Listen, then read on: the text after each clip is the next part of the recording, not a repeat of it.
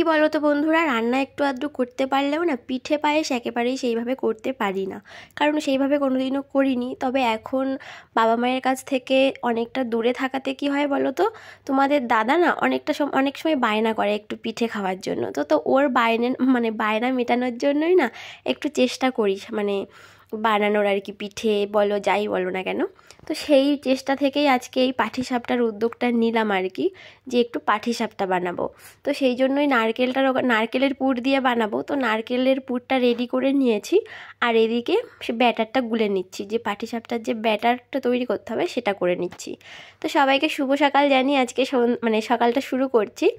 তো দেখো এখানে ব্যাটারটা না রেডি করে তারপরে আমি পাটিসাপটাটা তৈরি করব। কি বলো তো, সত্যি কথা বলতে পিঠের মধ্যে না পাটিসাপটাটাই সব থেকে কঠিন মনে হয় আমার।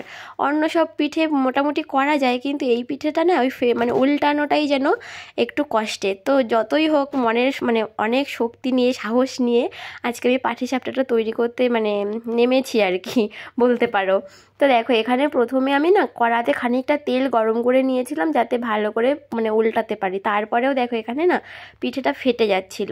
তো যাই হোক, চেষ্টা করলাম, প্রথমবারটা খারাপ হোক, দ্বিতীয়বারটাও খারাপ হোক, তৃতীয়বার তো নিশ্চয়ই ভালো হবে, তাই না বলো? তো সেই আশাতেই আজকে পাটিসাপটা বানানো। তো লাস্টের দিকে না সত্যিই ভালো হচ্ছিল। দুটো তিনটে পিঠে খারাপ হলেও তারপরে লাস্টের দিকে পিঠেগুলো খুব ভালোই হয়েছিল। প্রথমে কয়েকটা পিঠে একটু খারাপ, বেশিই খারাপ হয়ে গেছিলো। তো তোমাদের দেখাচ্ছি, দেখো এখানে দুটো তিনটে পিঠে একটু খারাপ হয়ে গেছিলো। এই পিঠেগুলো প্রথম করছিলাম, সেগুলো একটু খারাপ হয়ে গেছিলো, কিন্তু পরেরগুলো দেখো কত সুন্দর হয়েছে। কি বলো তো, কড়াটা একবার ঠিকঠাক হয়ে গেলে না তারপরে পাটিসাপটা উল্টাতে আর সমস্যা হয় না। তো দেখো এখানে পিঠেগুলো কত সুন্দর হয়েছে বলো। আর এই পিঠেটাও একটু ফেটে গেলেও পরে কিন্তু ভালোই হয়েছে। তো কেমন লাগলো ভিডিওটা অবশ্যই কমেন্টে জানিও।